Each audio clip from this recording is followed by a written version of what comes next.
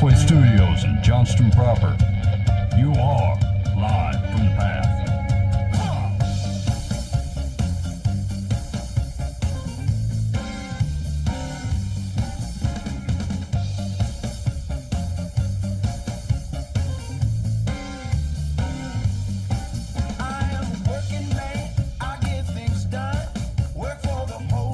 And you're listening to Live from the Path. We're coming from the Pathway Studio here. And what did you just leave? Yeah. We're trying to put on a program here. You just got up and left. I gotta have this thing on my loud talker. Oh, okay. He doesn't want to spit on it. I'm just telling you, it's awkward. You're trying to fire stuff up, and all of a sudden, like, stuff starts happening. I don't know what the deal is with. I'm trying to start a show. It's always Mike and Boov over here, and they're releasing does into the air, and they're waving around banners and making phone calls to people. Here's the deal: if I accept responsibility for what happens on the show, then you think that that I'm held responsible for its content. If I act like a casual listener that I can give or take it, then people won't hold me responsible if the show's no good. So you're dodging show responsibility by trying to be a vagrant. Yeah. You just come in here and you kind of wander around so that no one holds you liable for where the show went. That's about 100% on how I act. Shoot, I wish I could do I could do that. All right, you're listening live from the path, like not Mike. I could give or take it. Thanks for hanging out with us tonight. We appreciate you stopping by the show. And I'm just going to assume that you love it. That's what I'm going to assume, that you're here because you love me, and I think you're right on that. And so thanks for hanging out with the program. Here's what I got going on the show tonight. Mariah's in studio, and she's got some neat stuff going on in her life. We're going to hear more about that.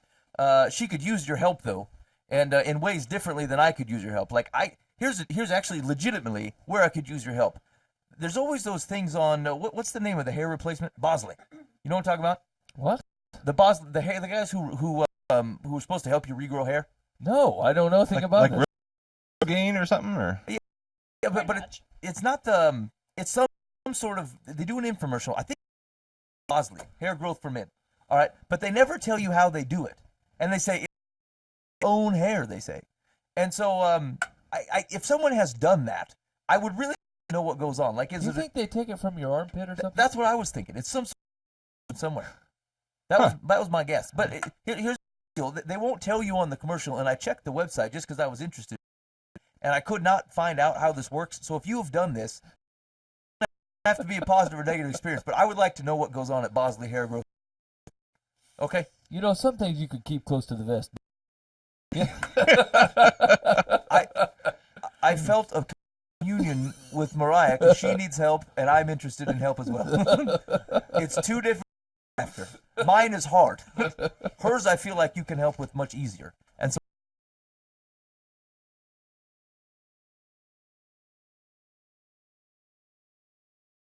you're Jared Fogle, looking for children in an unhealthy way.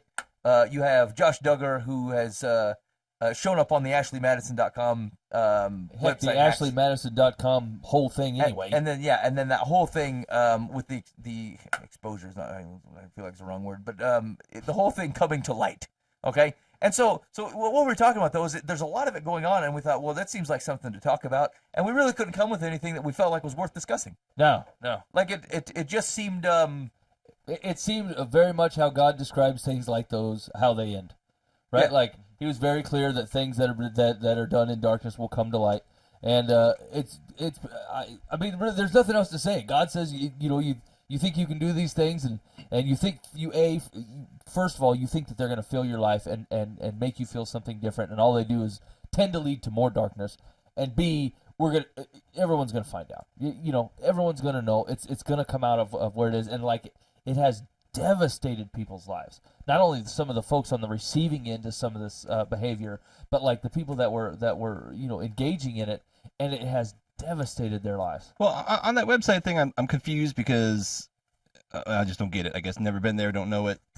But I mean, my point is, like, can't you just put your neighbor's name down? I mean, so and so's names show up. It's like, well, does that mean they really did it? I mean, well, yeah, but it costs money.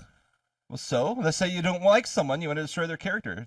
Well, like the Duggars, whatever. Yeah, but you have to use your own people credit don't card. Like them. I can't sign up as Dan Hudson and pay with Mike's credit card. That guy admitted to doing it, Dan. Oh, did he? I don't know. I don't get into the deviant stuff like you guys do. He did it. I'm out praying and stuff. I don't know.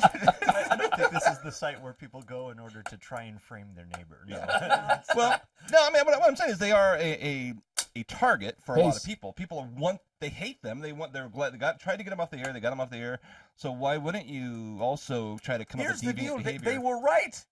I don't know. I'm just saying. The guy's a pervy dude who was looking for other ladies from a website. They nailed allegedly. it. I don't know. You're saying there's no way to put someone else's name down. Well, you could, but see, here's the thing: is like the site's designed to be a secret. It's designed where you sign up and you pay money to find other married people who are willing to engage with you, right? And so that like on the you're hoping to slander your neighbor on the off chance that the website is hacked and exposed to everyone. Maybe they're the same people who exposed it. This reminds me of the time that Ben decided he was going to open his own business as a professional secret keeper. Telling me your secrets. This is the idea he had. It was going to be like old world English style It's stuff. boost and foost. Like people will tell us things, and then after they die, we will show up at the funeral and drop the bomb Yeah. of the secret. It's a classic Charles Dickens move. There's always a lawyer or a group of attorneys who've been holding secrets for like 90 years, and they show up to this kid or this long lost so and so, and they say, "Here's the secret that our firm has been holding for you." It's such a cool job. And Ben says it just as well be us. And it's got to be expensive. It's got to be expensive to hold a guy's secret for big money. Anyway, just something to think about. Just don't hold it digitally.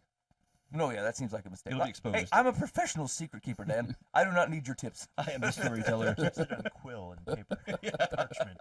So Stop anyway, with it. the only thing I can think of is I feel like there is an outcome, and this is what we're getting to talk a little bit later. Is I feel like Christians need to give up on the concept of damage control, and for a couple reasons. And so we'll get to that a little bit later in the show. That's the only reasonable thing I can think of to talk about. Everything else I feel like has been talked out. There's plenty of people blabbering about this type of thing. There's not a side. It's just bad. So anyway, we'll talk about that in a little bit later. Plus, we got some advice on Dear Life and Path. Mike, did you happen to scan any of that stuff? Yeah, actually, the first go round is a lady that is almost 100% sure that her husband is cheating on her. Oh, dag blast it. Maybe, Yeah. hey, She maybe saw her they've name been on a framed website. by Dan. I put his name down. They've run into Dan in ill repute, and Dan is taken to the Cost me web. $29.95, but it was worth it. Here's what's awkward, Dan. Like, everyone's trying to frame the Duggar guy. Hey, I did it. Oh, Oh, seems real rough times. why is everyone going to I haven't been following. I mean, honestly, the story has not interested me. I have a bunch of preacher friends who are like, "Have you looked for all these names?" I'm like, I don't even know where to look. I don't care. I know it's happening out there That leads without a me to website. wonder why you were so fervently defending the man. Well, no, I wasn't necessarily defending him, but just in general, I don't care whose name pops up. I don't know that I can trust it because you hear the media say, "Hey, so and so did it." I didn't know he had admitted it. Oh, yeah, though. he admitted it, yeah. But you know, hey, trust me, if my name pops up, I didn't do it. I don't know. Well, that's good to know. As long as it's clear that I Just so you know. didn't do it. Now my name's gonna pop I up. don't even have that. Somebody's out there right now. Oh. I've always hated Dan Hudson. I tell you what, I've got a friend for a discount, $15, half your price. He'll put someone's name on it. So if you've got an enemy or Nice. something that you need to burn, just let me know. I'll do that for you. I'll Wait a set minute, up can we this- make as much money writing nice things about people on the internet? Like, here, pay me No. $20, You I'll saved a write puppy. so-and-so's great. Sorry, the nature of news is just bad things are what leads. Huh. Mariah, do you have any presence on the internet? Yeah, a little bit. Like, are we just talking like social media style presence, or like you have your own website? I got a blog. Okay, I'm that's kinda new cool. at that though, so don't go check it out. It's pretty boring right now. Mariah, the world's best social media. I got Yeah. a blog and it's not good. It's Not spreading yet. like wildfire. Yeah. It's the first honest blog out there. Everyone else Hey, promises yeah. They all think they're great. They're like, no. we Yep. can fix all the world's problems. This blog, Mariah's like, it's 50-50. It could be, Yeah, you know. it could be junk. Pretty sure somebody else already has the blog title "Worst Missionary Out There," so can't take that. But Wait, so what makes you the worst missionary? nothing yet. I aspire to be. This is an expectation. No, big just plans. that as far as experience goes, I'm on the the low end. So I'm sure there'll be some good stuff once I actually get down to El Salvador and crazy stories are happening. But till then, it's just kind of like, well, I'm in Iowa. It's pretty You good know? mission field here, though. I don't know. So is that, so what kind of led you towards El Salvador? Was it the location of where your heart was, or your heart was in the location and you needed to find something to do down there? Well, every year I'd grown up hearing about our church's annual mission trip down to Central America. It's been to Honduras and more recently El Salvador. And our church has really developed a partnership with a sister church down there in the capital city. And so in March 2013, that was the first year I got to go, and I was just really excited about that. And my heart broke for the little kids that we got to help. I had no thought of staying down there long term until I went, and that was the first time I had, God planted the idea in my head and stuck with me ever since. So what struck you about that situation that would be different than, say, either seeing it on through media or on the TV, or maybe a similar situation at home? I think just having grown up here in the States, I was maybe a little ignorant of what all was going on. Until you're like down there faced with it, it's kind of easy to ignore. Like, you can see pictures and yes, those are moving, but until you experience it, I mean, there's nothing like it.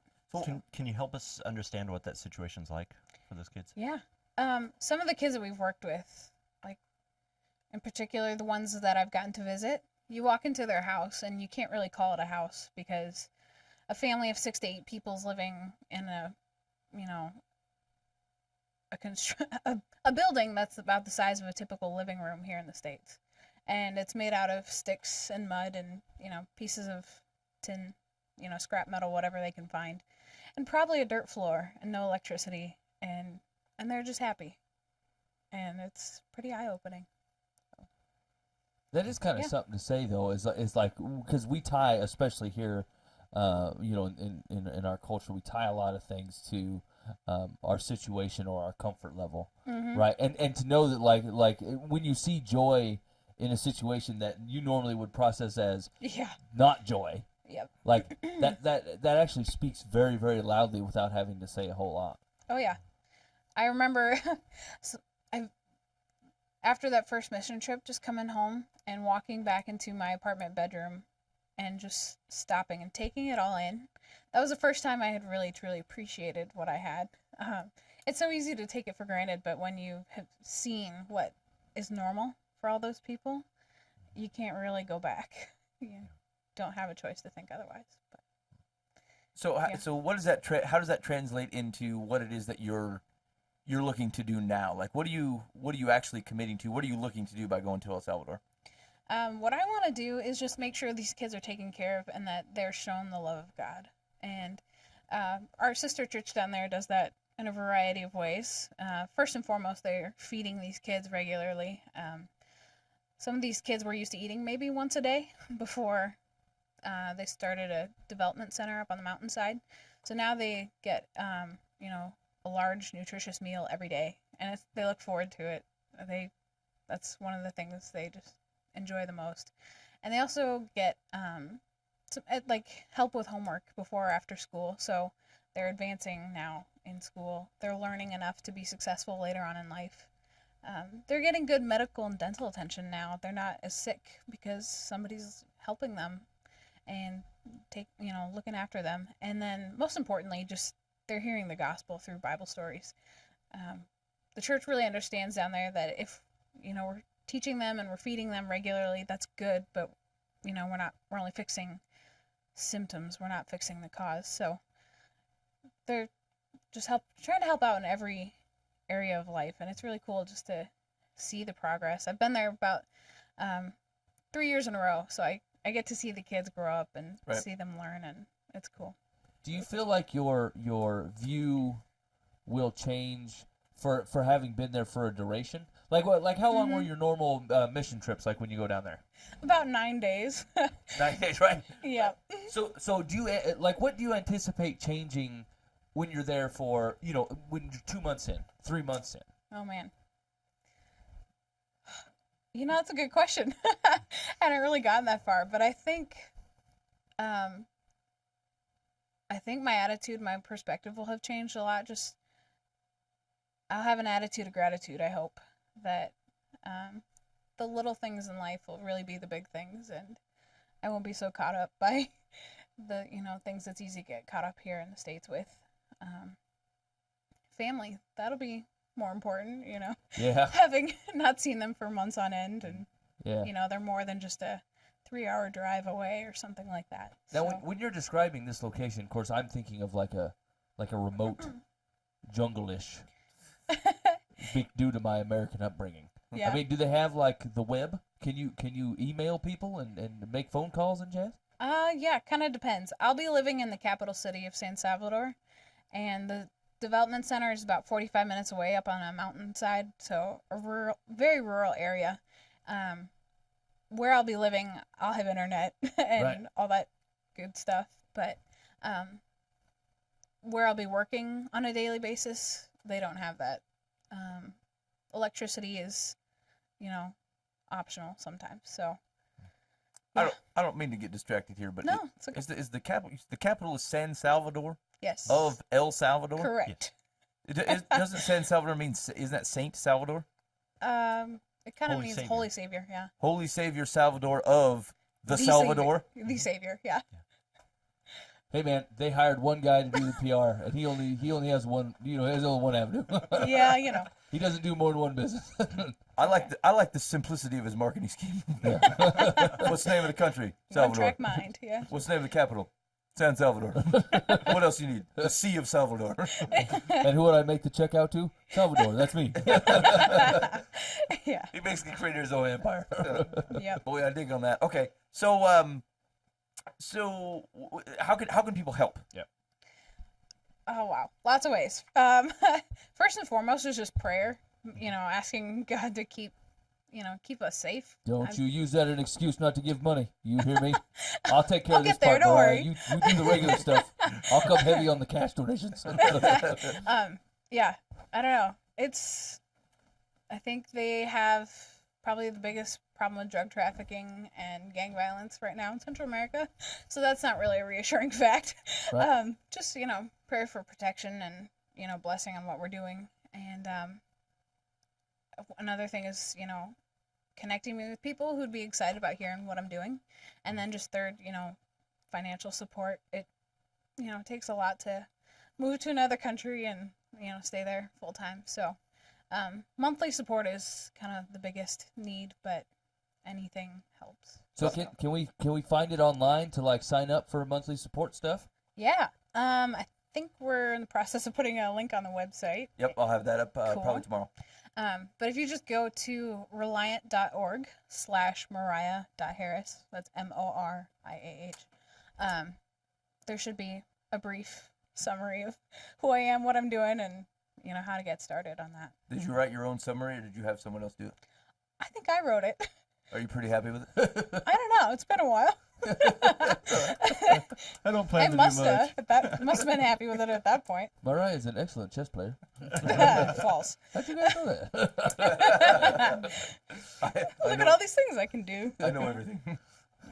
Tricky. Okay. So you go to, what was it? Reliant.org. org/Mariah.Harris. There you go, and you can head up. And monthly support would be helpful. Cause here's the thing, is it's you're gonna do something like that. It's handy to know what you got coming up, right? Some sort of consistent stuff coming in. You can make some plans and that kind of thing. Yeah. So if this is the opportunity, maybe it's something to you should give and you know, pray on it at the same time, and say, boy, Lord, I hope you do something well with this because I already gave.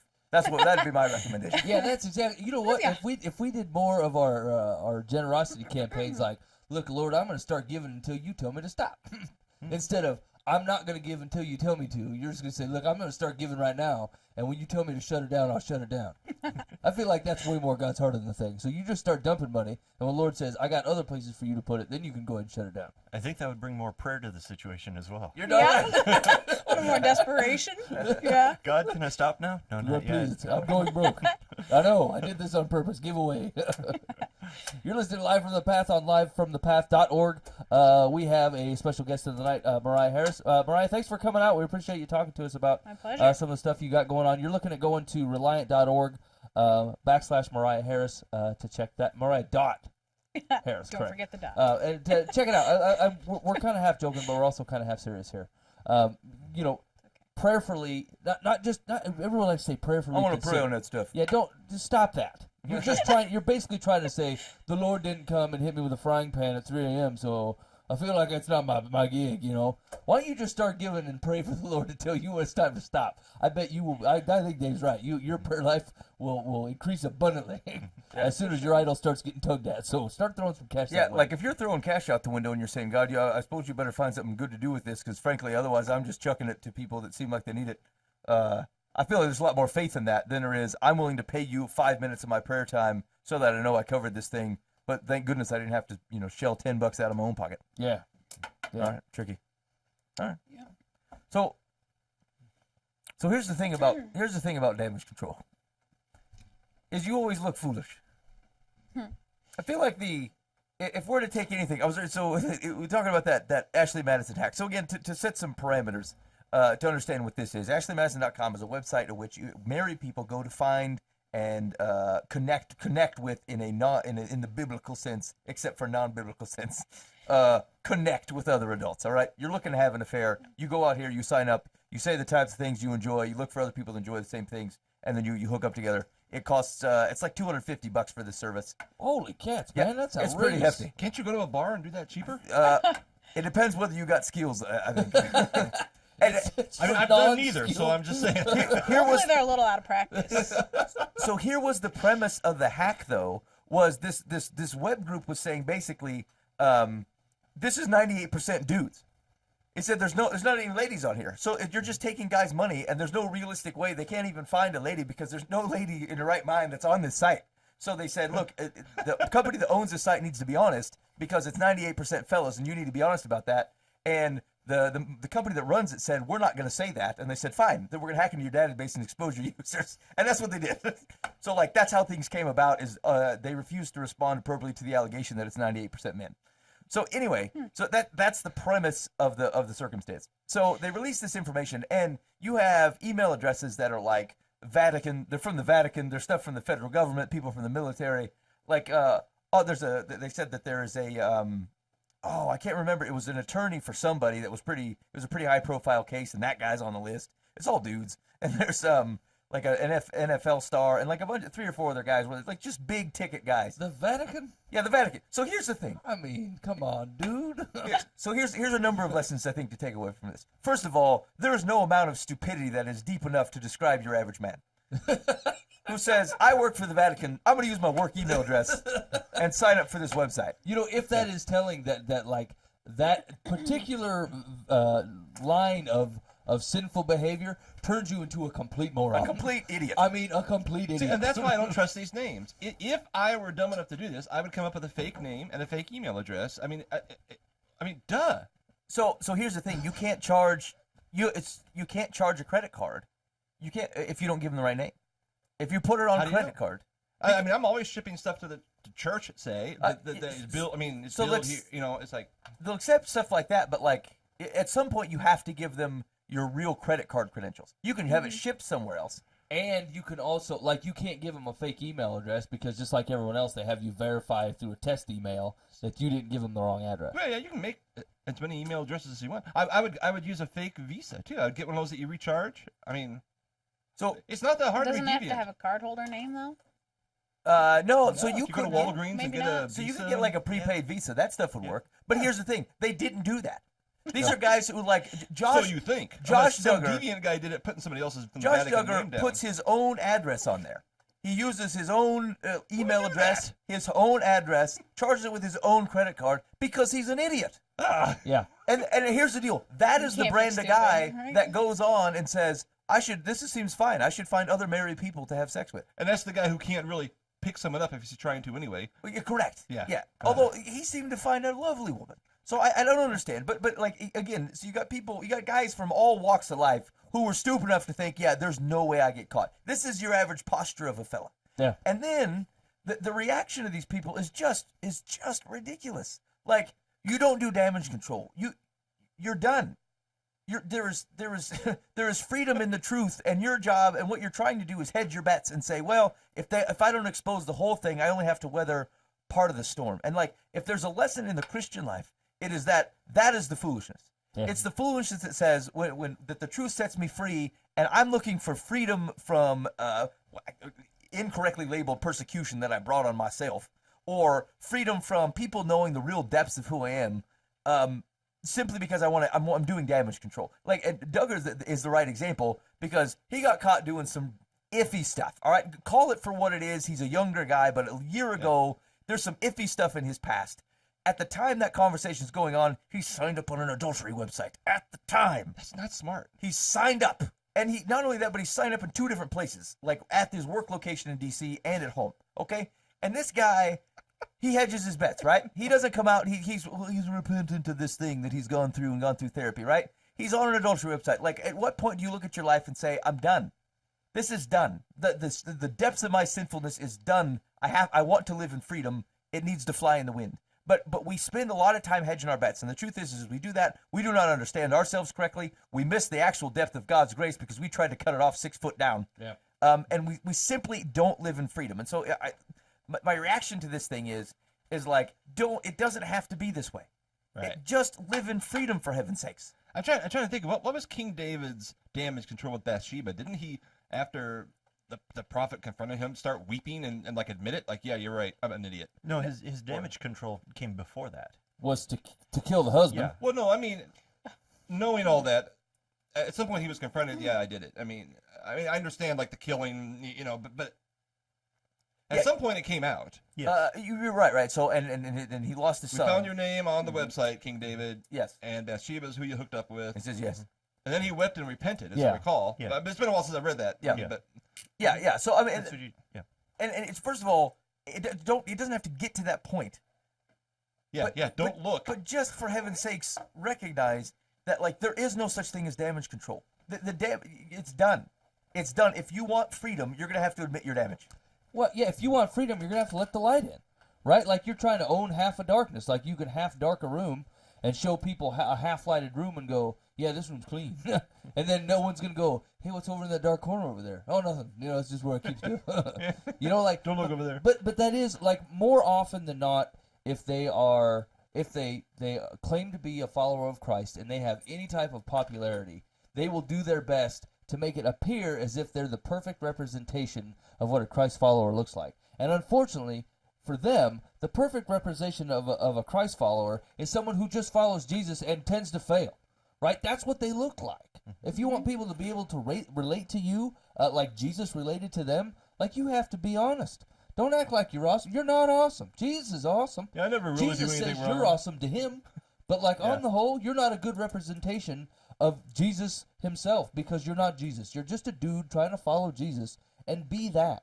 And like we spend so much time trying to posture like all this stuff that we've got this thing nailed. And the truth of the matter is, God called it right. Christ called it right. He looked at me and said, "You're going to sin. It's going to happen. I've got it covered." And so if that was not true about me, then Jesus would be a liar. So you got to stop acting like you're a special case here, right? You're following a perfect Savior. Just do that and do that honestly. And when you screw it up, say you screwed it up. Yeah. And then thank God that he was loving and gracious to you.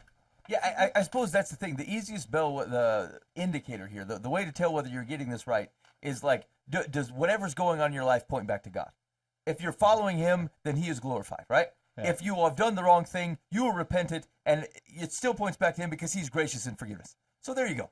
Like, if it points back to Christ, you probably got it right. If it has to do with you protecting something, pointing back to yourself, protecting something about yourself, you probably got it wrong.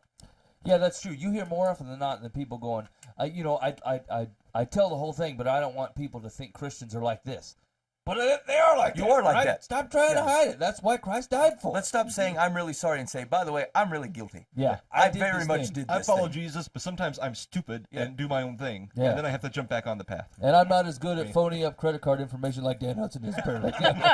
No, so I've never tried it. I'm assuming. That's what goes through I'm my mind. just It's saying like, you have a can't fairly you? detailed plan on how to get this done, Dan.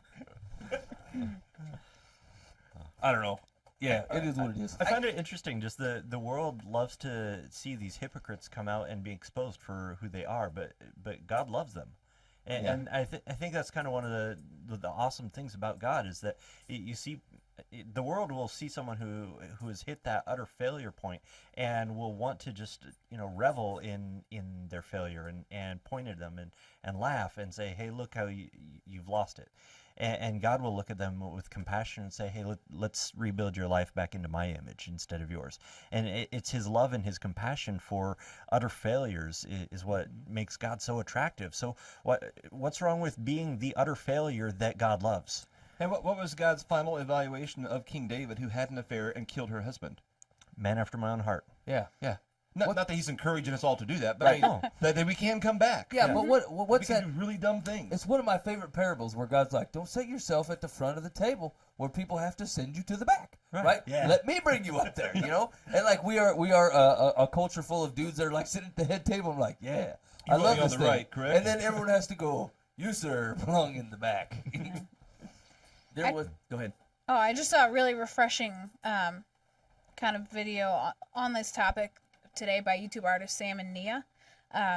They're Christian vloggers, and Sam actually, like, his name was on that list of people that created an account, and it was a couple years back. But he actually, like, he confessed it. He talked about how he's gotten accountability and stuff. So if you want a good example of somebody who's not trying to pass the buck, or just owning their sin, but also owning God's grace and thanking Yeah. him for it, that's a really cool I example. love this. Yeah. He's like, it was me. I did that. Yeah. Here's what happened. Here's what I'm doing. Yeah. And Love his it. wife's in the video with him, like supporting him along the way. It was really cool. Yeah, that's awesome.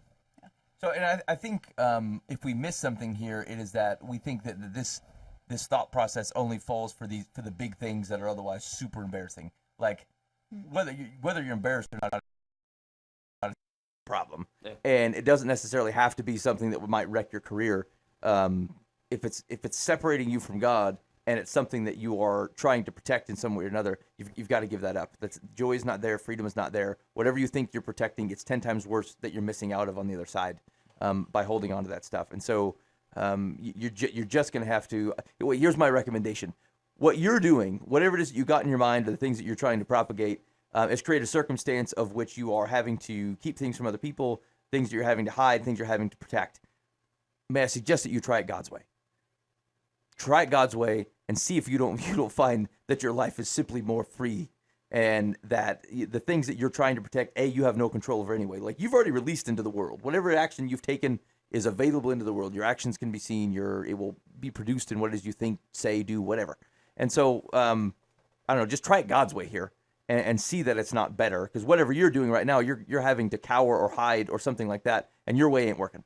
And so, big or small, just try it God's way, and I promise you it's going to turn out in freedom, as opposed to the life that you're living, protecting, fearing that something's going to come out one way or the other. Just be honest and deal with what it is, as opposed to dealing with the situation that you've created in dishonesty. All right, that's it. Boom. I don't know. I feel like people are going to still do that stuff. People are crazy. I don't understand it. Yeah. Like in the really popular people, is it a financial thing? They want to be, or is it popular? I don't know. It doesn't matter. I'm $250 just talking out loud, but I mean, that's a lot of money. I mean, like when they're trying to protect their reputation. But he has no money.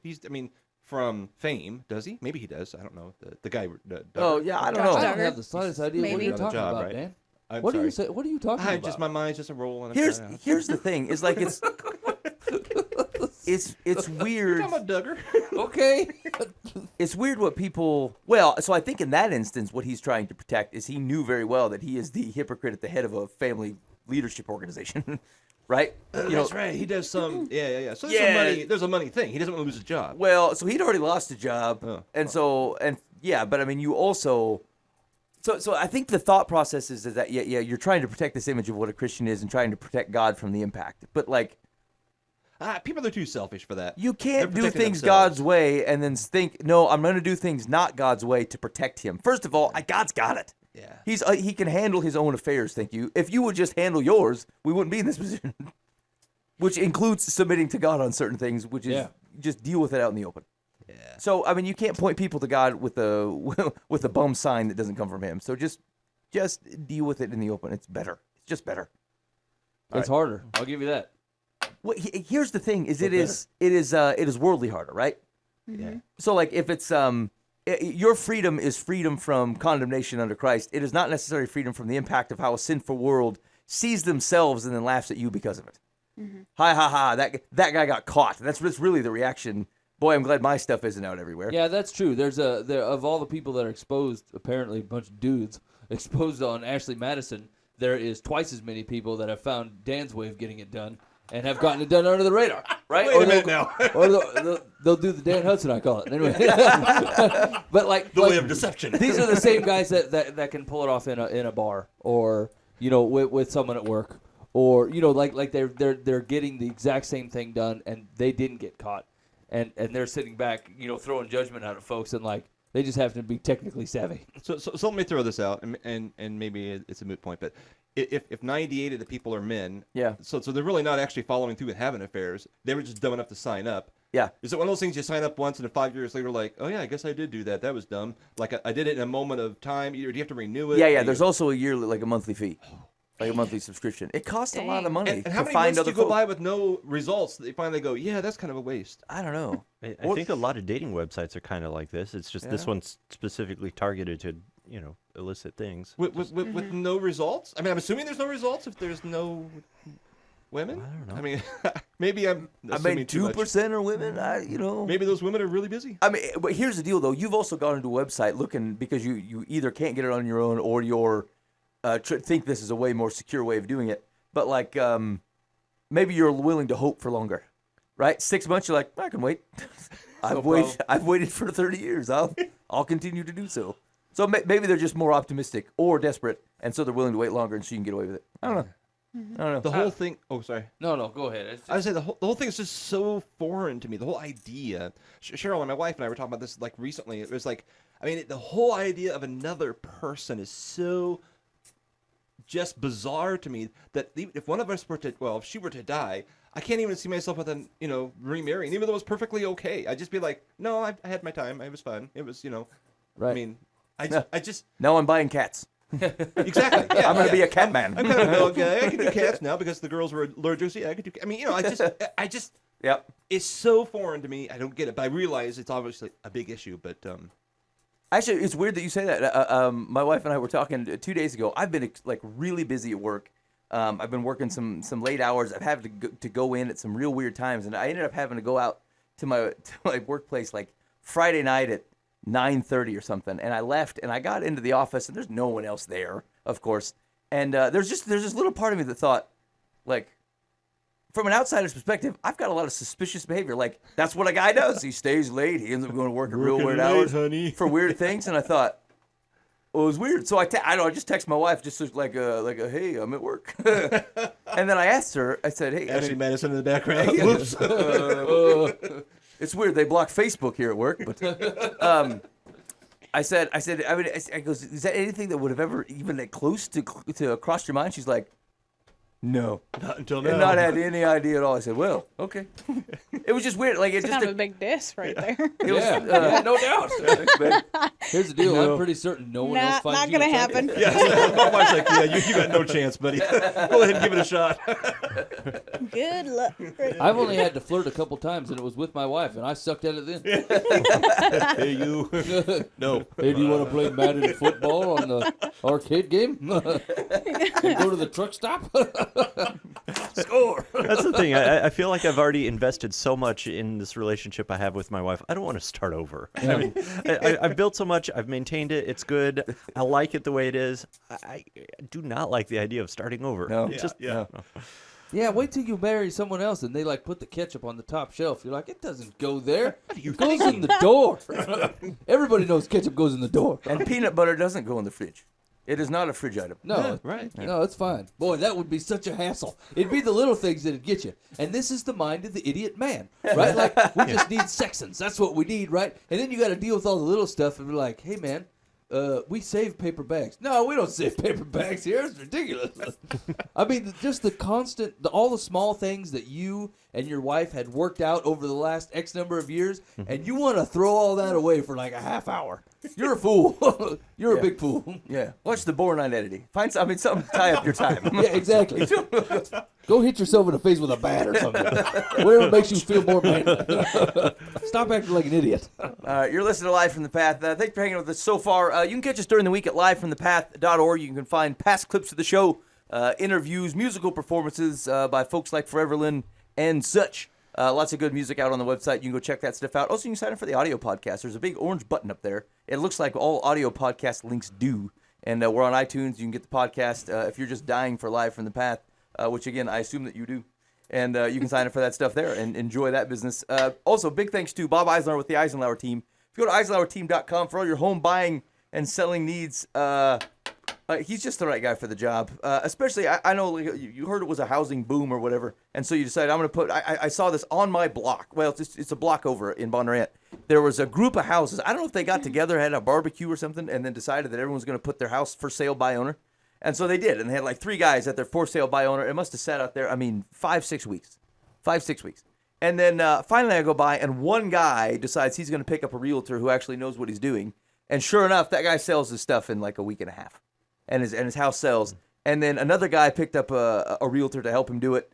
And that guy sells in like 2 weeks. And then there's one guy holding out for sale by owner. He's got, his yard's like 18 feet high.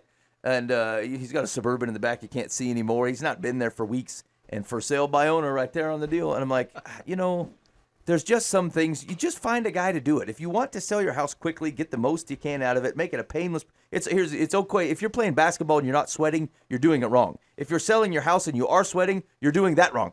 Okay? And so don't sweat selling your house. Just go to Bob. Go to Bob Eisenhower, eisenhowerteam.com. You can look up the current houses that are for sale. He can help you price your house. And maybe you just want to know, I want to know how much it's worth so I can decide whether I want to sell or not. Just call him. Call him. He can help you out. He knows that kind of stuff. He's got John's in his office. Those guys just know what they're doing, and they can help you get the right thing done. He's a great guy. He's good folks. We have him in, and he loves the program, and you love the program, so it's a match made in heaven. Okay? EisenhowerTeam.com. There you go. Yeah. Hey, do you think, what if you opened a website to hook people up with realtors? Like, what are your preferences in a realtor? Are you kidding me? You know what I'm saying? You have one good business idea out of the 50 that come out of your mouth. That secret thing, I made fun of it. That's pretty good, though. I feel like I could easily be a part of this business with very little time investment. You have to. I need another Foost. You can't be Foost and Foost with only one guy. Yeah, okay, I'm in. We also need to meet a guy with an ampersand for a last name. As long as I'm the first Foost, that's all I care about. Yeah. Okay. All right. Anyway, so call Bob. EisenhowerTeam.com. All right, Mike, what do you got? Dear, live from the path. I'm nearly 100% sure that my husband is cheating on me. I tracked him a couple of times using the GPS on his phone and saw he wasn't where he told me he would be. I know he has a female acquaintance who lives in the general area of where he was, so I did a little investigating. Sure enough, she lives exactly where he was. I don't know whether to confront him now or wait to try to catch him at her house, so there will be no denying it. My husband is the last person on earth I thought would cheat. When it comes to everything else in life, he's a man of high standards and integrity. I'm afraid to be on my own because I never have been. I don't see how we can afford a divorce. Please help. So her basic, if I just to rephrase her question a little bit, her question is basically, do I confront him now or shall I confront him later at the place? And trying to talk herself out of confronting him at all. Well, so I don't, she says, I don't know that we can, I don't know how we can, she didn't say I don't want to divorce him. She just said, I don't know if we can afford it. Yeah, I don't think we can. Be focused on what the financial impact is. I think she's already let him go. And she's just looking for proof. What do you think? I think in her heart of hearts, she already knows what's happening, but she is weighing her options of, do I continue this and still have a home, or do I get rid of him and I don't know how I'll survive? And she's trying to weigh that. What was her actual question? Should I confront him now or later? Basically, yeah. Man, you got to have the conversation. You got to. She said, she basically says, she's asking whether she should confront him at home or do it at the location and catch him in the act so he can't deny it. And then she's afraid of the fallout as soon as she confronts him. Take pictures of his vehicle in the driveway and then confront him at home. I I wouldn't delay at all. I would just say next time you see him, literally the next time, Yeah. just sit down and say, hey, look, I already know about you two. I'm not going to give you details as to how I know. I just know. And I want you to be truthful about it. We're going to have a really difficult conversation here. But just, flat out, hey, I know. Yeah, I don't know if you need to add to the theatrics of the situation Yeah. by going over there and That just then makes it worse. causing a Does. scene, It would right? be Like, fun. what? Dan, Yeah, you could sell tickets. You might as Yeah, well there put you some go. pizzazz in this thing. Here's what you need to figure out: is your marriage Upload it to important you, to you? or deliver not? flowers. If your marriage is important to you, then all this extraneous weirdness of the theatrics of it and the atmosphere and like making a big scene to show I got you and like, if you love him.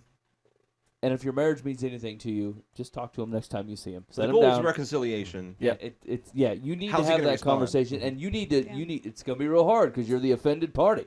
You're the person that is being sinned against in this situation. But I think she's willing to continue. Yeah. If nothing else, for financial reasons. Yeah. Which is hopefully she'd get beyond that. But you know what I'm saying? It's a, Yeah, I mean, at least you got to deal with reality, which is, hey, here's where we're at. I know about it. What are we going to do next? right. And it's in his court, and obviously his decisions are dragging this thing into where it's at. His decisions will decide whether it continues or not. But And it's actually funny, like that. It's counterintuitive, but the less crazy wife you act at him, the worse he will feel. You know what I'm saying? Not in a way to guilt him, but what I'm saying is like if you have that conversation and say, I know what you're doing. We need to have some conversations about this, and the more under control you can keep yourself, that is usually Don't be his- desperate. That's right. Yeah. That is the way that a man will usually assert his leadership in a situation where a wife has gone a little bit emotional or really big and acting, and the man will just show up right or wrong, and as long as he acts calm, he's still in charge here. And so if you can try to approach this thing after some prayer and some counsel and do it as calm as you can, you won't have to make big theatrics out of this thing. He will identify himself as a schmuck and will know it. And then at least you can see what you're dealing with now. So let's see what secular. Anybody else have any extra advice on that? Probably one thing you also might need to consider is how far you're willing to forgive this guy. And I mean, if you're following Jesus, then there shouldn't be any limit on that. But just realize, I mean, he's apparently got a pattern going, and hopefully he'll change it. Hopefully, but you have to make decisions about what's going on with you. He won't change it without the confrontation, though. You're right. Hopefully he will. Right. But yeah, you get, like you said, you got to confront. And that's no guarantee even after the Yeah. confrontation. He might even just say, "Yeah, I agree. I'm gonna," and then nothing. Yeah. So just Got to be some tough love in there too. Secular says, you must have suspected that something wasn't right, or you wouldn't have been tracking your husband's whereabouts. Now that you know for certain he hasn't been truthful, protect yourself by consulting an attorney who specializes in family law. This does not mean I'm suggesting you divorce your husband. However, you will be enlightened about what your rights are as his wife. Armed with that information, if you decide to drop by the woman's house while your husband is there and confront them, it may help your husband recognize that a divorce isn't in his financial interest and give him an incentive to repair your marriage.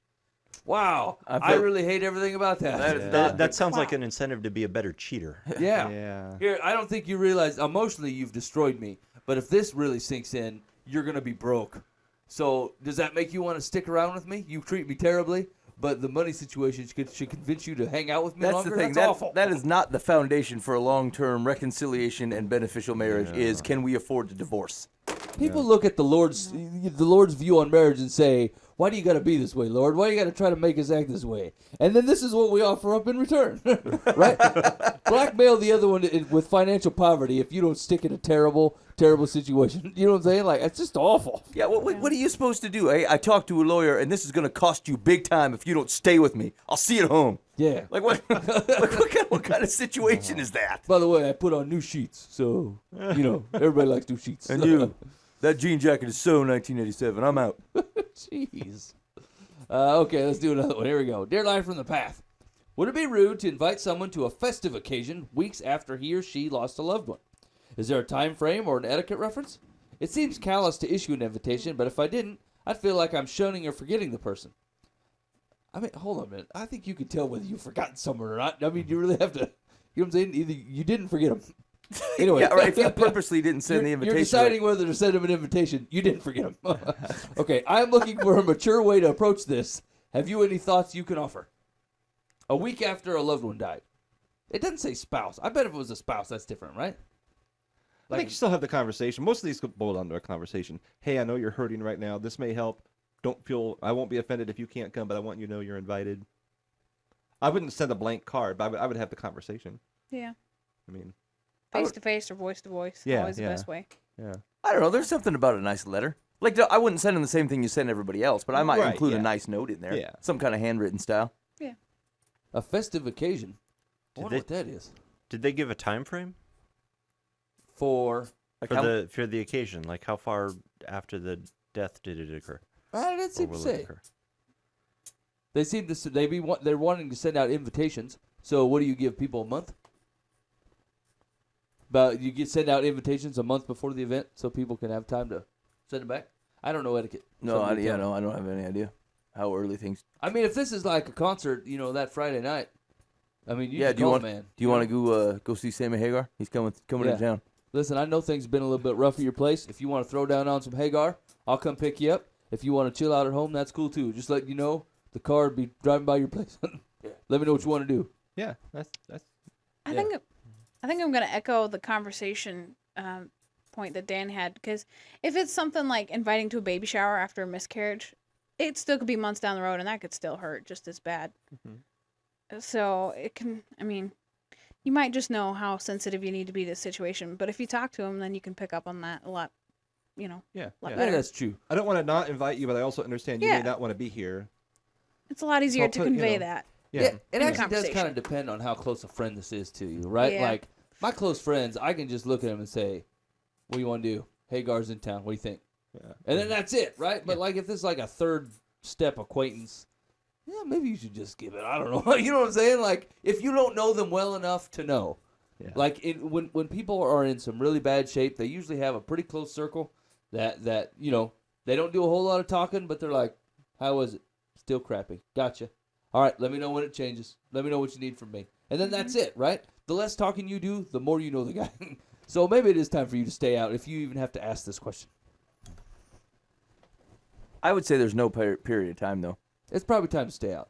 No, well, what I'm saying is that, like, depending on, it's more about who you are, like your relationship with them, than it is about a specific period of time. It's probably 30 days for everybody. But like, I wouldn't. I don't think so. Mike. I feel like the specific period Put of it time. in your calendar. It is Yeah. not. A reminder. Like, I would probably. It depends on what the situation is and who it was. I might go out a couple days out. Yeah. Just depending on what's happening. Well, I mean, You might need a diversion. Yeah. Or Yeah. you may not. you want to feed You into choose. their fantasy land of escaping grief? You've gone through grief counseling, Dan. What the heck? Yeah. I'm just saying. That's how people get stuck on illicit drugs. Hey, man, a quinceañera isn't always something completely out of left field. What is a quinceañera? I don't know. I've heard the word before. Dave, you're cultured. What's been saying? Quinceañeras are like a coming of age party. for Yes. girls. Nailed it. For Mexican ladies, Ben. How many of those are you getting invited No to? doubt. She's the pinata. I just Yeah. I just assumed people thought I was grieving. Give us. Oh, It's like forget me it. going to bar mitzvahs. Like, Let's see what Secular says. Man. Secular says, call the person and say you are thinking about him or her and ask how your friend is doing. During the conversation, allude to the fact that you'll be having a celebration and mention There that you if go. he or she is feeling up to it, the invitation is open. Oh, by the way. Here. Oh, come on. No one's buying that. Dear Secular, can you tell me how to relate to people? All people, in a very phony way. No, man, here's the deal. It's like everyone's going to know if there's a, like, oh, hey, how are things going? Like, if you call with an ulterior motive, you're going to be able to pick that out. Yeah. How are things happening? Anyway, I didn't really care about you. I was just calling to see whether you want to go to a shindig. Allude to, bring up in a subtle way. I don't think, Mike, you've ever had a conversation like that at I all. don't even know. I wouldn't even consider how to What get is this this done. subtle? That's when I would have someone else call on my behalf. We've had people pass away in our church with relatives that attend the church, and if say there's a story about that person, I'm going to say, talk about that Sunday. I will pull them aside ahead of time before they even come. Just say, I want you to know I'm talking about your relative, your friend, whatever, and you just decide, you choose if you're going or not. But this is a little story I'm going to share if that's okay with you. Yeah. And just so they're not like sitting there going, whoa, that's just a courtesy. That's not inviting them to a party, but it's still a conversation you have. I mean, That's true. That's really not an apple to apple example, sorry. Dan. Hold on. I was just trying to make myself look good. I really care. On all lines today, Dan. Here we go. So let's talk about this website. Here's how you get done cheating on your wife. Not like those idiots. Here's the second half of a secular's advice is your friend may surprise you and accept because there is 30-day timetable for grief. And Come much of on, the it does not say that. It says there's no timetable for grief. Much of the grieving may have been done while the deceased was alive and ailing. However, if your friend declines, at least he or she will know you were thinking about him or her, and that's very important at a time like this. Okay, that seems believable. 30 days, folks. Just keep that in the back of your head. Regardless of the relationship, 30 Or days. write I'll it do on your calendar like he plans to do. Ridiculous. It's not 30 days. Stop acting like you know everybody. I would go, a fortnight away, Keith, you know, like I'm in. Fortnite away. I'm going. You've been listening live from the pad. Big thanks to Mariah for coming in. Hit him with the website again. It's reliant.org/mariah.harris. There you go. Yeah. So you can help her out. Boy, it's just I think it's a good opportunity to be able to spread your wings beyond where you currently are.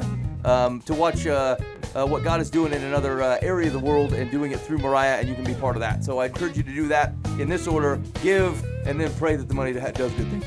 That's what I would recommend you do. None of this just I prayed for it type of business. Time to get off the bones and open up the wallet. So do that kind of stuff. And if you're listening on the Truth Network, we've got to let you go because we can only afford so much time. I'm sure there's very entertaining programming coming up next. And we will see you next week. If you're on the podcast, hang tight. We'll be right back with you. And in the meantime, be faithful in the means. God will handle the ends. Thanks for listening to Live from the Pad.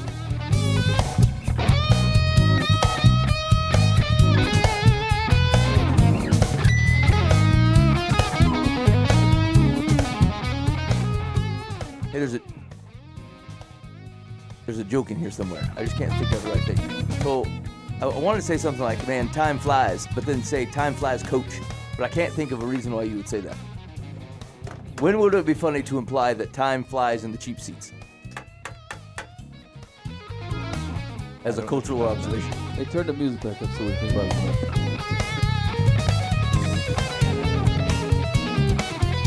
This just sounds like a cheap joke. I don't know. You'd have to first say time flies first class, and then compare it to coach in some way. I would have I was thinking like football coach. I was like, what? I had trouble. Like the show with Judge T. Nelson. Like, It's a I think did not get piece. what you were saying. What the heck did you do today, Dan? This happens to be my 30th anniversary. I've been partying all day. You could legitimately go home and say, I'm so in love, I cannot think straight. Things are just coming out of my mouth. I blindly defended Josh Duggar with no facts. He's innocent. The liberal media. All right. You want to do one more deal here? We might have room for a couple. Go ahead. Okay, here we go. Dear Live from the Path, I met a man online who lives out of state. Oh, no. We seem to have a lot in man. common. I have relatives near his home and plan to move to that state in the future. Oh. He has two daughters, ages 22 and 24. A 24-year-old who was married just graduated from college. He flew back east to attend the graduation. He has told me several times how much he likes my long hair. When he called me from back east, he said how happy he was that he got to brush his daughter's hair. Oh. I thought it was odd, and mentioned it to a few friends, male and female, who said they thought so too. What's your opinion? I'm uncomfortable about what he did. This story started creepy and then just got worse. Why are you moving there? Why? This is weird. Like, here's the deal. Like, I comb a lot of hair at my place. You know what I'm saying? Little ladies got long hair. There's no part of it I enjoy. You know what I'm saying? I like to spend time with my daughters. Combing their hair, not one of them. I always enjoyed that. But not, I think, in the way he might be. I mean, would you brush your daughter's hair when she's, say, 22? I can't imagine. I don't let my dad brush my hair, and I'm 22. That's what I'm saying. There you have it. Say, look, Dad, we can play chess or something. You don't have to brush my hair. I mean, we go to dinner, anything. I don't know. Is it society that has made this creepy, or is it just kind of creepy? Was this like Don't know. girls raised by a single dad? I mean, I don't know. It doesn't say. I mean, is she just connecting dots that don't really exist? I mean, was it just like completely unrelated conversation? Oh, I was combing my daughter's hair. It was really neat. And then And she's speaking of connecting hair. the dot that like he's just like I just happened to comb my daughter's hair. That is kind of an odd.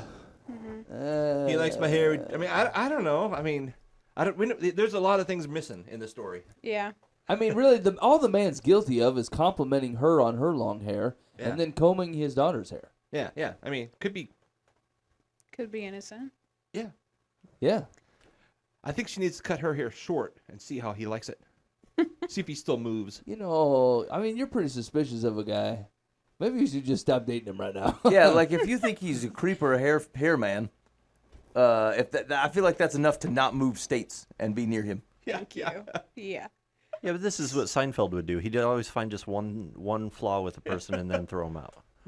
A big thumb. Or Well, something. right, but like that makes him like he's wrong in that respect, but that also makes him unhealthy in the relationships as well. So for the guy's benefit, you shouldn't go anywhere because of this problem that you're creating. Yeah, that's true. It could be a total innocent hair combing, and you're always going to look at him and be like, he loves hair. Yeah. He likes to comb hair. He's brushing the dog all the time. He's trying to comb the cat. I can't stand this guy. All he does is think about long hair all the time. Keeps buying coconuts. Soon he'll meet another woman with even longer hair, and I'll be out on the streets. I mean, seriously, how much worried? I mean, hair? The length of hair is a deal. I mean, I always actually really enjoyed combing my when they were little girls. It was just like a I need my daddy type thing. It was kind of a fun little after you take a bath, you do a little detangler. And I mean, I have to, right? I mean, it's like hacking through the dengue forest, man. I mean, that's well, that's what you have detangler. makes a terrible noise. It don't matter. Them kids' hair grows together like vines in Jumanji. Seriously. What is in that detangler? It's conditioner. works. It's watered down It does conditioner. work. Yeah, but that's a suspicious stuff. chemical, is it not? No, it's literally I don't know. it's watered down conditioner. Probably. Oh, really? You just take hair like regular conditioner, put water in it? Yeah, that's all it is. I want to do That that. would save me a lot of money. Bummer. Although I've described combing my daughter's hair as vines, so maybe mine does not work very well. Good point. Yeah. Okay. That's cracking me up. What did I That's a good point. do? Score one for Mike. Here we go. Secular says, I agree that it's unusual for a father to be brushing his adult daughter's hair. However, not knowing the man, I can't say for certain whether or not his affinity for your long hair is a fetish. Because you found his comment off-putting, discuss it with him in a non-confrontational way to learn more about making any judgments. Hold on a second. How is she going to bring that up? Like, give me a proposed conversation starter in this. Hey, so last week when I was talking to you, you kind of made mention that you combed your daughter's hair. Yeah. Well, you also made mention that I have long hair, and you like it. Yeah, I do. Yeah. Are you a pervert? What? I don't understand. Is this fetish behavior? Are you on that Yes, Dolly it is. Madison All site? right. Dolly- What are we doing this weekend? Do you sell baked goods with the other Dolly Madisonites? That's all I can think of the Madison thing. I don't know. People are stuck on affairs. I was thinking of donuts. Have you ever been on Duggar Madison? There are people that would long for your life. Do you struggle with looking at other ladies or thinking about affairs? Not at all. No. I think about pastry, to be honest with you. I want a pastry. Yes, yes, I have. I confess my pastry to my accountability group. Okay. I told my wife I bought a bear claw, and she was fine with it. Oh no. Wait, so that was the conversation? That's how it went? I don't think there's an easy way to like shallowly accuse someone of having a hair fetish. It's because it's stupid. Yeah. I mean, If you can't think of a good conversation, maybe you're overreacting. why don't you get a hotel room or something 3 days and like hang out with this dude? And if like, every time you do anything, he's like, check out the long hair on that lady. Then it's time to leave. Wait a minute. Was your advice to get a hotel room with this man? Say stay You're with saying him. me. Yes. It sounds like Dan's unintentional bad advice. No, he lives at his place. You live in a hotel room, and you go out on dates.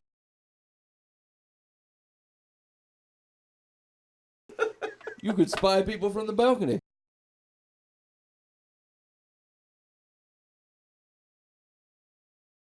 Rapunzel. You mean the best story ever?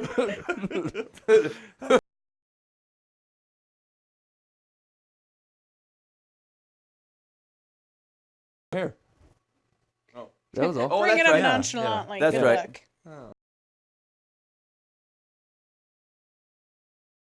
Mother-in-law began a man a few months ago.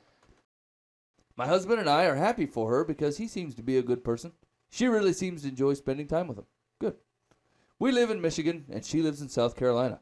She told me she has asked him to come with her the next time she visits. I have no problem with this, but I do not want them to share a room in my home because they are not married. I have boys who are 10 and 13 and I think it would send the wrong message. Okay. Yes, I know I'm old-fashioned. Talk about role reversal. How do I handle this? Say you can't stay here in the same room. I just let him do it. Really? Yeah, Really? people don't assume old people do the giggity. I wouldn't think it's a deal. I feel like that's not the conversation you're having to have with your 10-year-old. Don't Why? worry, they're not doing anything. They're too old. Yeah, Mike. I don't care how you guys run your house. No I'm just donuts, saying no this- pastries going on in there. I mean, okay. I mean, you're saying no. You would say no. You can't. To You the guys, extent that I mean, if they're gonna get a hotel room or whatever, I can't do anything about that. what if Yeah, they yeah. drove up in a motorhome and they were going to sleep in the motorhome? In your yard? Yeah. Yeah. Are we going to do it by property blinds now? No, yeah, I feel like I can't do anything about that either. You just If got to they- let them. You just say, fine. Come on over. Love them anyway. Yeah. I just can't facilitate it. So like, I'm not gonna make you up one bed. If you come and stay in your motorhome, I can't do much about that. You're gonna be in your hotel. I can't do anything about that. It's not that I don't love you or anything. So I'm sorry. Your advice was then, no, you can't, or yes, you can. yeah. I mean, they can still come. Like if they're gonna stay in my house, I will make them up 2 separate places to sleep. If they solve their own problems and stay somewhere else, whether it be in the motorhome or hotel, there's no reason for me to go make a scene out of it. So you're gonna accommodate the proper perspective for their relationship, and if they choose to go outside of that, that's their deal. It Yeah. seems like the extent that I can handle it. Yeah. Okay. Anybody have any disagreement with that? Let them come over. Just do whatever they want. Pay for 2 hotel rooms to insist upon a morality. But No. they're not- Sounds expensive. Are they living together Yeah. now? Did I miss that? It doesn't say. Yeah, we don't even know that they're living together now. Yeah, I mean, is this lady kind of goody two shoe in the thing? Like she's assuming that they're gonna try to pull this off. Like what type of spinster does she think her mama is? Well, I mean, just because they sleep in the same room does, or Yeah, I know, and I hear you. So I mean, I don't know. Herrick, I'd offer him 2 rooms. Yeah. what if you only have one to spare? I would. Make him sleep on the couch. Yeah. Both Yeah. of them. One, I mean, the mother-in-law could have the bedroom. Hi, I know you're old. Here's the couch. Aren't you The being a tent little? in the front yard or the tent in the I- backyard? If he doesn't want the couch, he can, get a hotel room. Yeah. He's an adult. Yeah, He's a grown man, he just can pay being for a it. little pharisaical here. Just let him sleep there. I don't understand the problem. It's Why are your you not house. talking You in a don't full have voice? to. I don't understand what the problem is. I'm confused. She asked, it's your house. And say, look, are you going to do it in my place? They say no. Okay. Then I mean, fine. I mean, here's the thing: is it goes to the general perception, but like, I feel like if you're staying in the same bed at my place, you're treating someone that is your wife as if they are your wife if they're not your wife. Because I wouldn't do that if I was married. I wouldn't stay in the bed with another woman. Correct. So I feel like We're you're not going treating to do anything.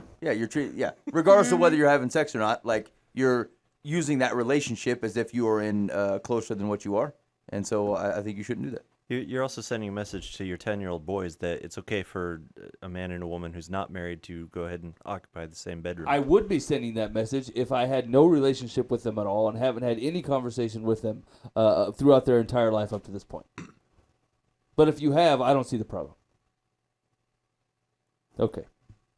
I mean, seriously. I mean, I hear what you're saying. You're setting a bad example. So is everything that kid ever sees. That is why you have a daily conversation with your children. That's why you talk to them about Jesus. That's why you show His actions through the way that you live.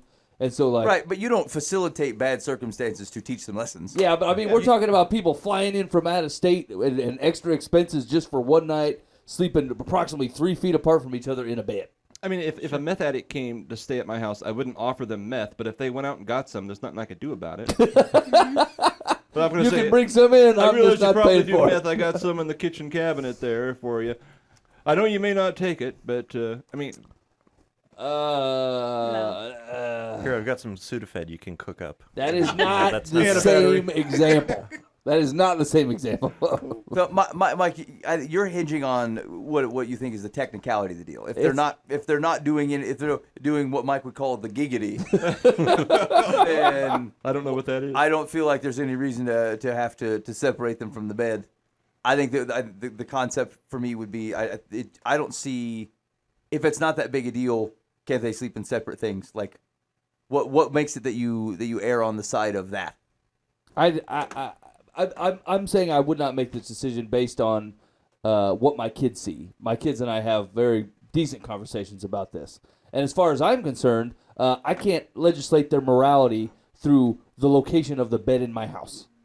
I would do this irrelevant of my children. If I had no children at home, it'd still be like, hey, we just don't do that at my house. We don't accommodate people who aren't married sleeping together. Do what you I want on your own. accommodate all kinds of sinful behavior at my house for people who are sinners and don't know the difference. Like All right. what? Well, would you do the same thing for, say, let's say there is 2 people whose car broke down outside your house. They are not married, and you're giving them a place to stay for the night. You do Give the them exact 2 same rooms. thing? Yeah. What if there's 7? And they're used to sharing a bed. They shouldn't be driving. It just seems so weird. You guys talk about it all the time how you cannot legislate morality, but you will do it Right. with the bedroom at your house. Yeah, it's your house. What's the difference? You're talking like on a national level versus what will I allow happen in my home. What is the difference? Well, like you say, it's your home. It's your home. Well, I mean, I'm confused. I guess maybe I don't see it. I mean, I get what you're saying, but like, as for me in my house, we serve the Lord. If you don't know Jesus yet, I don't expect you to act any different than the way that you normally act. Come right in. You can live how you live, and we will talk about Jesus while you're here. I just feel like you're legislating morality that you don't want the government to do, but you will certainly do in your house. What is the difference? Well, so these are things though that you're otherwise you don't see as a big deal. Like if you could say, like choose something that's a little bit more offensive to you. Like they're swingers and exhibitionists. Okay, I'm with you so far. And they come into your place and they're like, well, this is just what we do. We exhibition and swing in your living room. Okay. And you say, that's not I'm okay with that because you don't know Jesus. It's all right to do in my place. Okay, given that example, I understand what you're saying. So like the difference here isn't so much whether you're willing to permit that, in generally speaking, it's that you just don't find the sharing the same bed as offensive. That's probably true. So, yeah. So the concept of just if you're going around and saying you won't facilitate any sin, you will legislate morality. If you want to think about that way in your own home, you will say we just, to the extent that I have control, I will take it and say that we don't do those things here. You're just picking and choosing which one you care about and which one you don't really. Yeah, that's probably right. That sounds like an accurate description of me. Here it says, Secular says, handle it by offering to make reservations for your mother-in-law and her gentleman friend at a nearby hotel. And if she asks One you or two why, rooms. explain it to her as you explained it to me. That's it. Okay. I wasn't ready. No. Do you want another one? I got one more. If you want to do one more. Yeah, do one more. Okay. Dear Life from the Path, I have neighbors whose house I go to in order to see pay-per-view fights. I split the cost of the fights and the food with them. The problem is, if anyone else comes over, they don't pitch in. Also, they eat the food I just paid half of. Another issue is I eat for 1 and they eat for 5, yet we split the cost down the middle. How do I resolve this? I'll handle this one. Get pay-per-view at your own house. Problem solved. You cheap fool. Either be generous to people or stay at your own house. That's my advice.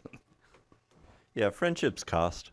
I mean, it's an inherent part of it. So just accept the cost. Sometimes they cost 2 hotel rooms. Yeah.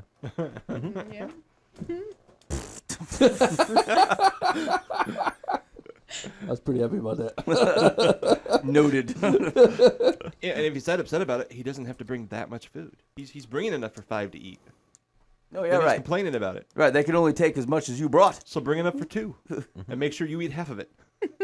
Your way to solve your problems is to become more greedy. This is a very odd. This is an odd problem to have. You think he's more upset that like the guy's other friends are coming over and they're not spending intimate time watching the fight? I have no idea. Intimate time watching the fight. I don't know. Why do you guys? I don't like- desire that. If it bothered you that much, I'd say, hey I like guys, long hair. why don't we all bring stuff next time? I They'll mean, be if like, it's that big of a deal. No, if you it's brought really it all bothering this you. time. It didn't cost me any money. Let's not. Let's continue with what we're doing. You pay for all the food and I eat it. That sounds great. I'll bring enough for me. Okay, fellas. Yeah. I'll bring my own ho-hos. Okay, you want Secular's advice? Yeah, there's no help in the situation. Go ahead. Secular says you could try duking it out, but the most effective way. I got a genuine guffaw out of you guys, duking it out. Here we go. You can try duking it out, but the most effective way would be for you to discuss it with your neighbors, because I agree, what's happening to you doesn't seem fair. You're just encouraging a cheapskate. Yeah. Come on. Your life from the past, people are mean to me. They're going to tie him up in the root cellar. Me and my other rich friend go halvesies on pay-per-view fights. You should be ashamed of yourself. Go to El Salvador for a little while, will you? These are not problems. True. We were going 50-50 on paid fighting. Someone else ate half my Subway sandwich. They ate my chips and sauce. Those chips are expensive. You know what, Yeah. you sir need to go to Reliant.org/Brian.Harris. And you need to find a better place for your funds. You've been listening to Live from the Path. Thank you so much for hanging out with us. We really do appreciate it. If you really enjoyed the show, let us know. Send us an email at info@livefromthepath.org. If it was really awful, I seem to like it, so I'm not going to listen to it very much. But if you could send that to Chris Roloff at the Truth Network, he's the guy that allows us on the station. It's more his problem than mine. So let him know that you disapprove. And big thanks to Mariah. Mariah, thank you for coming on the show. We really appreciate it. Make sure you go out there and help that situation along. Help send her on her way so she can continue to do the Lord's work in El Salvador, San Salvador, Sea of Salvador, and all the Salvadorian things that are going on there. And you've been listening to Live from the Path. Please be faithful in the means, and God will take care of the ends. Thanks for listening to Live from the Path.